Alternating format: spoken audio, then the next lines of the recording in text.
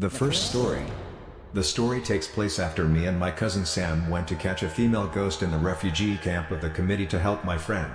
After dealing with the ghost, my spiritual power was significantly reduced, and my left eye was hit by a door when catching the ghost in the refugee camp.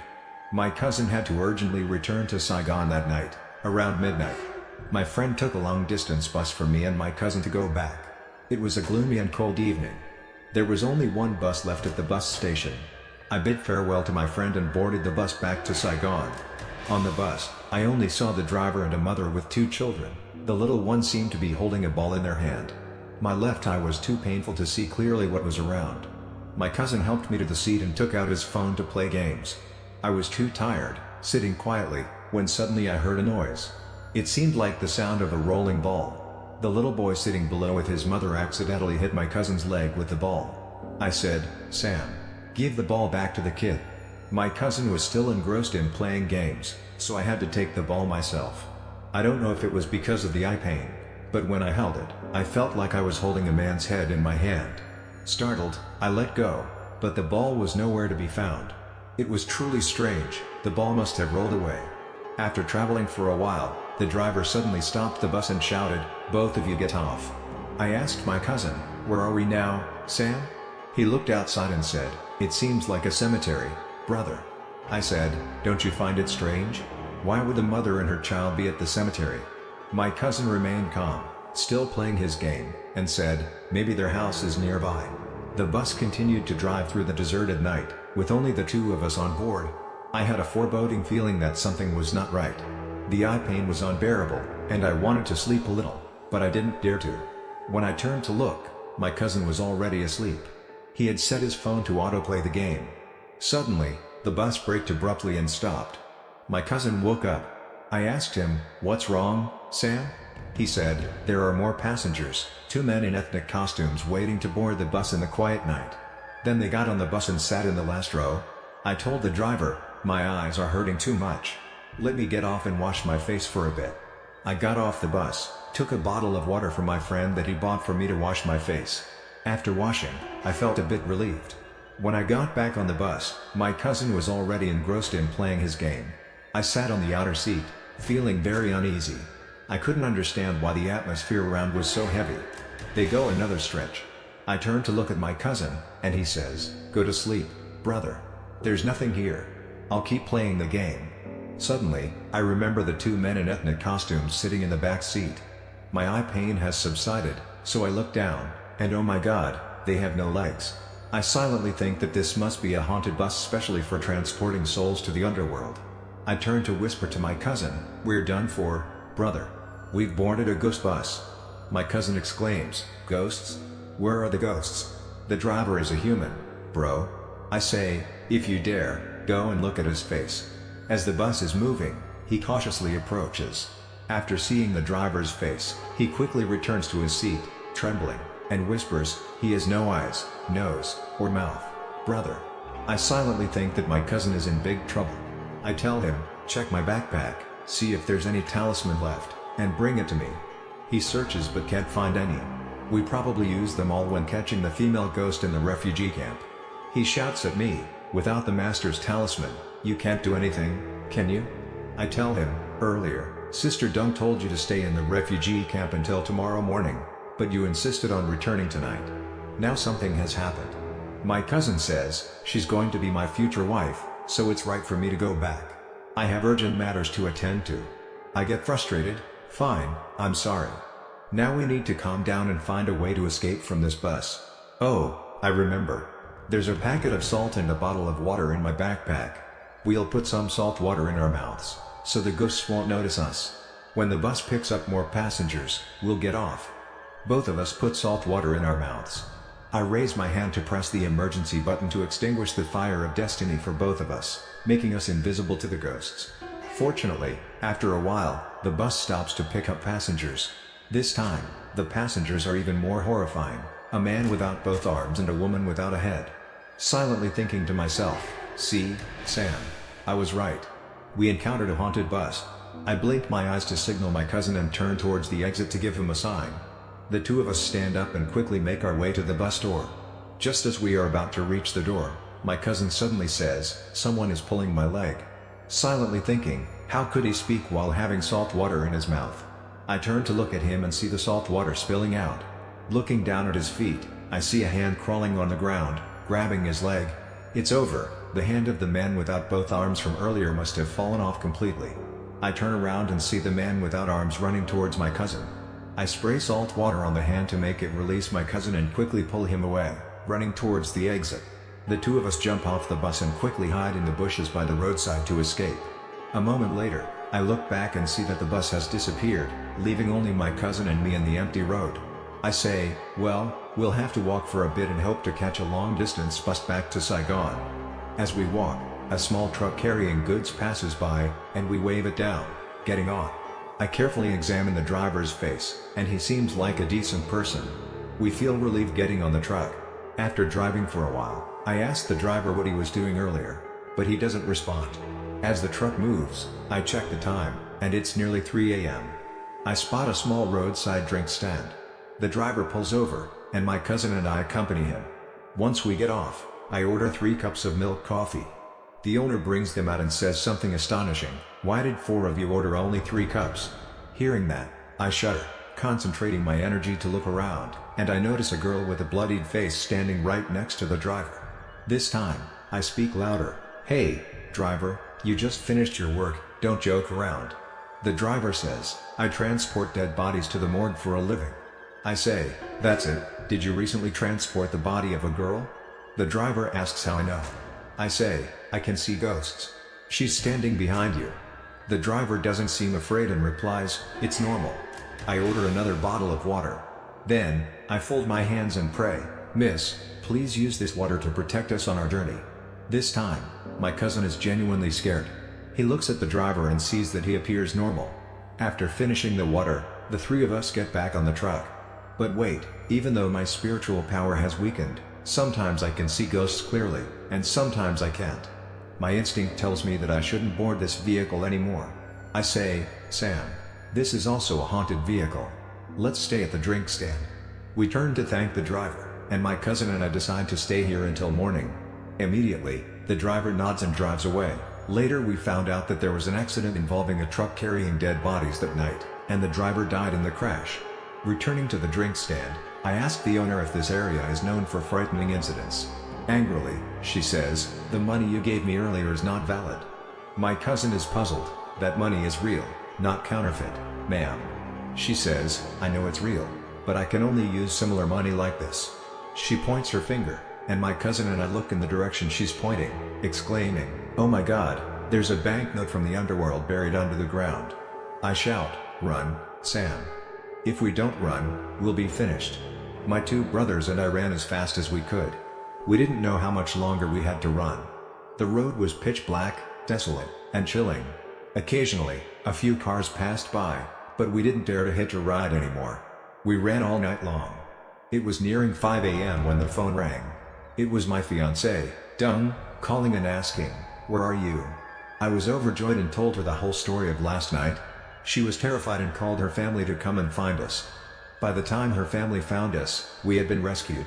The strange thing was that all the places we had passed through were cemeteries. We thought we were getting on multiple vehicles, but in reality, we were just going around in circles not far at all. Around 6 a.m., her family arranged for another vehicle to take us back to Saigon. Looking into the eyes of my 2 brothers, they looked like bear eyes. It was truly a terrifying night. A memory under Bintuan with my former fiancée.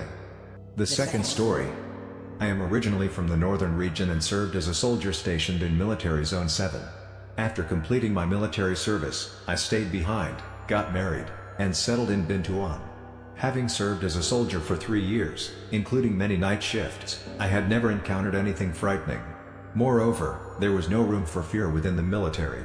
One time, while I was dozing off during a night shift, the platoon leader caught me during an inspection, took my gun away, and ordered me to jump into a muddy pond all night.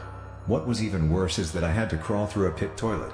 Looking back now, I am still afraid, and since then, I have never dared to doze off during my shifts, whether it's day or night. Due to our poor financial situation, I had to go to the forest for work from an early age, returning home late at night. It was a common occurrence, and I wasn't scared, nor did I believe in any ghosts or spirits. After getting married, I worked as a hired driver for a southern boss named Moy Hai. About 4 years ago, when the road near Long Ho Bridge was still under construction, and the airport had just finished being built without streetlights, the boss assigned me to drive 3 passengers to Cam Ranh Airport. I picked up the passengers at 8 p.m. and arrived at the destination around 12 p.m., where I dropped them off at the airport. I planned to return immediately, but for some reason, I suddenly felt overwhelmingly sleepy. I was afraid for my safety, so I set the phone alarm for 15 minutes and rushed out to a cluster of trees at the beginning of the road leading to the airport. I rolled down the window and took a short nap, intending to return afterward. I don't know what kind of night that was, but it was an experience I went through in my life.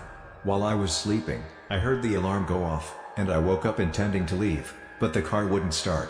I got out, opened the hood, and checked the battery, which was completely drained. Then I realized that I had turned the key to the off position. I had to push the car out to the road to give it a running start, but I couldn't manage to push it because the car was parked on an uphill slope. While I was considering finding someone to help me push or asking the airport security guard for assistance, I heard a greeting. "What's wrong with your car, sir?" It was a hoarse and faint voice.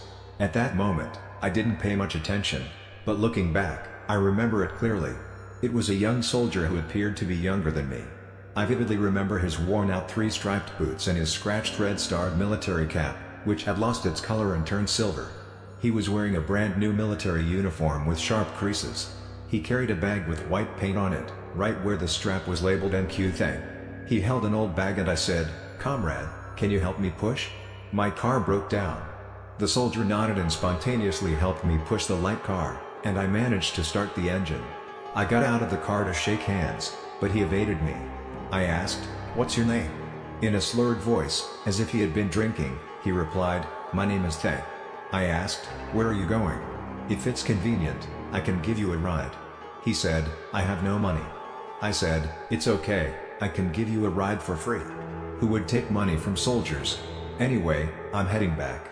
We were just chatting for fun. He said, "I'm going to see Na." While we were on the road, he didn't say much. I asked him, "How did you get injured?" The soldier had lost a hand. He replied, "They left my hand behind." I thought he was joking, so I asked, "Where did they leave your hand?" He said, "In the broken well next to pole 4. I listened but couldn't understand anything, so I asked about his hometown. But he didn't say anything.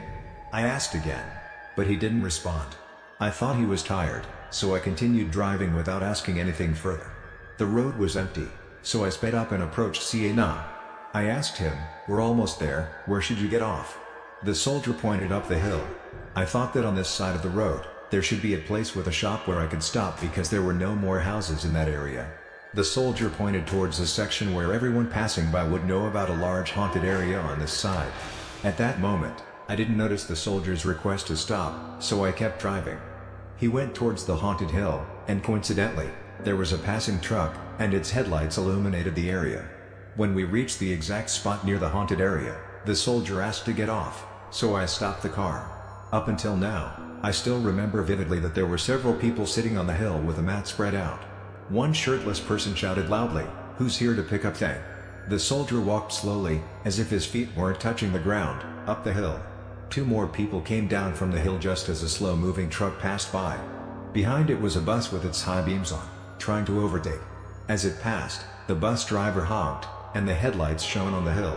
I could still see the light reflecting on the soldier's uniform.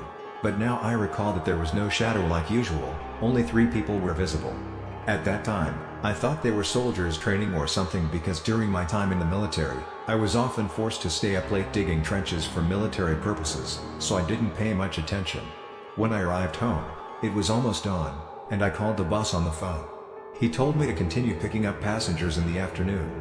I left the car in front of the house, and the boss washed it for me. I went home and fell asleep for a few hours.